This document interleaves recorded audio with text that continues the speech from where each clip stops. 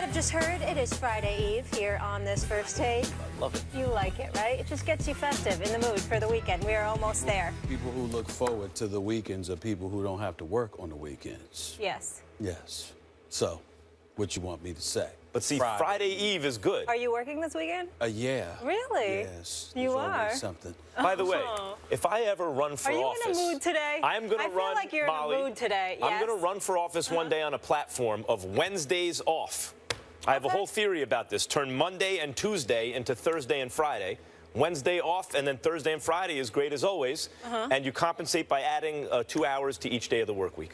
Longer hours during Monday, Tuesday, Thursday, Friday. I enjoy that. That's my platform. Let's move on. But are you in a mood today? I need to know. You're I'm okay? Fine. I'm fine. It depends. It depends on whether or not y'all get on my nerve. Well, that's the point, isn't it? We already have. It's always good to see you, Stephen. All right, coming up. Rapper T.I. will be in the house. He has a new EP to tell us about, plus a lot of social issues and Atlanta sports to get into. Please stay tuned for that. But first, we begin with the Jets' Brandon Marshall and wide receivers uniting. Marshall came to the defense of Odell Beckham after Ben McAdoo criticized Beckham last week, saying that OBJ needed to be, quote, less of a distraction following a sideline outburst and a loss to the Redskins. Eli Manning said after Monday's loss to the Vikings that Beckham has to play smart after another heated display. Here's Marshall. You know, those guys over there need to be really careful. Like, they don't need to be speaking out on their teammate. They need to keep that in-house because they could lose him, and I'm being honest. Like, they need to rally behind him and give him the support he needs and handle that stuff in-house, whether good or bad. Because whether they like it or not, he's the best player on that team. Max, do you like that Marshall said this? Nope. And I love me some Brandon Marshall, and I agree with his point. As a Giants fan, I know why why Coach is saying this, McAdoo, and Giants are saying this about Odell, but I think they can make the same point and couch it in language that makes it more supportive of Odell, that makes it more us against the world. And that's what Brandon Marshall's identifying, and he has I love listening to him opine about football. I think he's an excellent broadcaster, not only an elite wideout. But I know what you're doing here, Brandon. Stop. Oh, honestly, I'm just telling you because, you could. No, this is not Dez Bryant, who, a real rival of the Giants, the Cowboys. But Dez Bryant, when you hear him talk, he's talking as a receiver. Look, this is emotional. Receivers thrive on emotional. Maybe people don't understand. He's talking as a fellow receiver. I get the distinct impression here that Brandon Marshall is talking as a New York Jet, as an intercity rival, as a guy who's kind of throwing shade at the Giants, even though it's consistent. I know this is what makes it so dastardly and effective here, what he's doing, undercutting the Giants. Even though it's consistent with his philosophy, Brandon Marshall, you bring it up all the time, Stephen A. Boy, if he's your quarterback, if you're his quarterback, doesn't matter what you do or who you are, he's got your back. Brandon Marshall's all about team, defending his teammates, us against the world. But us against the world is also consistent with throwing shade at another team, particularly one that vies for the affection of the city in which you play. And here, I think he's actually trying to sow seeds of discontent with the Giants. I think you're wrong. But I don't blame you for that because you're so preoccupied with the Giants that you may not have paid attention to a New York Jet who also happens to be a former Chicago Bear, who also happens to be a former Miami Dolphin, who also happens to be a former Denver Bronco. The fact of the matter is when you think about Brandon Marshall, the one thing that he's very, very, very serious about is when he talks about behavioral issues. All of that team stuff, NFL stuff goes right out the window when it comes to this guy on that particular issue. That's when he really gets deep. Now, I joke with him all the time about him wearing those pom-poms for his quarterback because God knows Jay Cutler should miss him because he didn't need a sports psychologist after being with Brandon Marshall because Brandon Marshall was Jay Cutler's own personal sports psychologist. He was the guy that lifted him up. He was the cheerleader. He was the mentor. He was everything to this guy because Jay Cutler had the ultimate dude that would go in the abyss to lift him out and elevate him to reality, okay, and relevancy rather. But when it comes to issues of anything mental, Brandon Marshall gets incredibly serious, very, very introspective, and he personalizes everything because he imagines the things that he had to endure. His troubled past had a lot to do with what he terms a mental illness. And he's spoken eloquently on this show and various other shows about that. He is very serious about it. He's not playing around. There's no ulterior motive. There's no agenda to it whatsoever. He really believes that Odell Beckham Jr. is emotionally, I don't want to say damaged or anything like that because I think that's too strong of a word, but he's somebody that needs that support right now. That's where Brandon Marshall is coming from, because and if you need to be concerned about anything, it's the seriousness with which Brandon Marshall is addressing it, Max, because what I suspect, I don't know because I have not spoken to Brandon Marshall about this. Last time I spoke to him was a few weeks ago.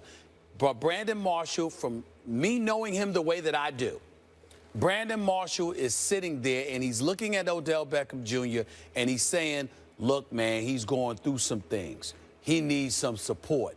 Y'all don't need to be throwing him under the bus. You need to be there to uplift him. You need to be there to support him. That's where this is coming from. If in fact that were the case, and I would like to believe you're right, I like Brandon Marshall. I don't think you should like it, though.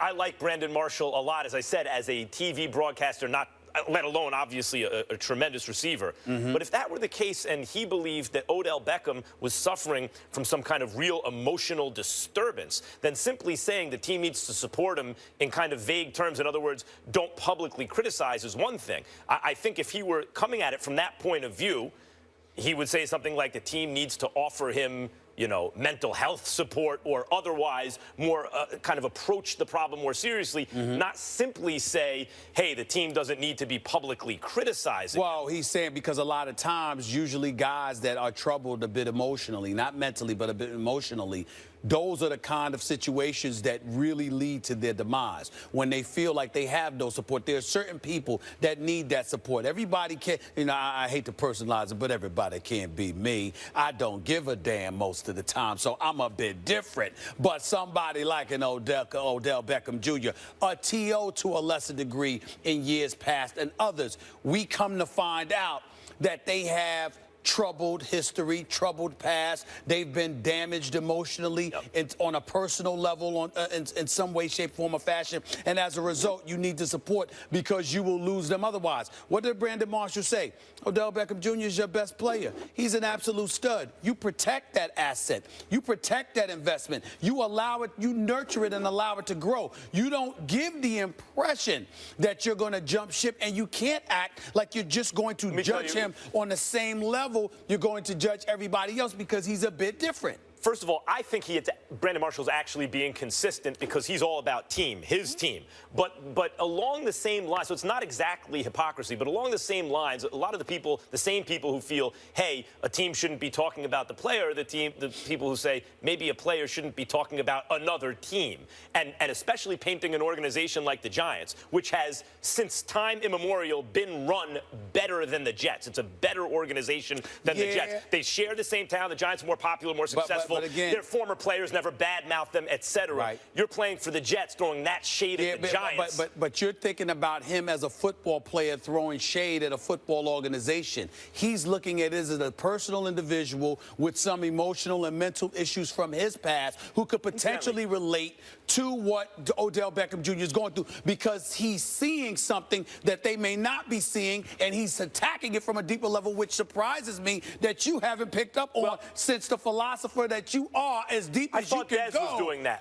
In fact, Dez. Dez more so than Brandon Marshall. I thought Dez was, even as a divisional rival, which is, you know, at least as big as an intercity rival, right? I thought he was really just talking from the point of view of a receiver, like, look, this is an emotional. He was. I thought Brandon Marshall was talking more about the Giants' response. And let me tell you why. Normally, like, even though I still don't like the way the Giants are being a little bit overly negative and not couching their language in terms that makes it seem like it's them against the world, that it's an in-house problem. The difference here is that Odell, and this was the turning point for me on this issue, Odell gets a warning. He was right. He got hit late. He got hit out of bounds. He turns to the ref to complain. The ref missed the call. And then he complaining cost the team 15 yards. Odell's complaint about a missed call cost the team 15 yards. That, I'm like, okay, I get it. Odell, calm down, but I get it. On the very next play, he looks for contact out of bounds as his own personal payback because the refs aren't taking care of him, and it could have and probably should have gotten him tossed. At that point, to me, the player's actually hurting the team. Now, Des Bryant, when he's throwing those fits on the sidelines and everyone got on him, I actually defended him because I'm like, wait a minute. He's not costing you field position. What does any of this have to do with Brandon Brandon Marshall? He's not costing you field position here. He's just exhorting his teammates on to better play. What I'm saying is Brandon Marshall being critical of the Giants for being critical of Odell is a little different because Odell actually is in a position where he's starting to cost the team or potentially cost the team. But again, you're missing the point. Because what I'm saying about Brandon Marshall isn't taught. He didn't absolve Odell Beckham Jr. What he did was intimate that this dude may have some issues, and there's a level of sensitivity that the organization he plays for and the teammates he plays with may need to harness a bit of sensitivity towards, as opposed to sitting there and judging him on an equal playing field compared to everybody else when he's a different individual, not just as a player, but as a person because of whatever emotional hang-ups he may have. If that's what he was doing, if in fact that's his intention, I'm all saying, for Brandon but Marshall. I'm saying, you're just saying that he was calling out the Giants. And I'm saying it's not as simple as that because Brandon Marshall has a history that proves he's spoken about issues time and time again. It clearly transcends the world of sports when it comes to him. Can I add one thing? Sure. Regardless of Odell Beckham's mental state or emotional issues or anything like that, I don't like the fact that the Giants are publicly talking about what's going on. That Ben McAdoo Which means is saying you agree he's with a Brandon distraction. Marshall. Yeah, the first thing I said is the content of what he said I actually agree with. That part of it is that I don't think that they should be talking about that publicly. You're a team, and it should be the you versus against the world mentality, and you're a family. Well, so why are you bringing that into the media and airing dirty laundry out? We've discussed that. Everybody knows that the Giants were wrong to be calling him out. And not only that, I've made the case. This is an organization that's missed the playoffs 6 of the last 7 years. Talk about an organization that needs to be looking in the mirror instead of looking at one of its own players. Because Lord have mercy, long before Odell Beckham Jr. ever arrived, they were missing playoffs.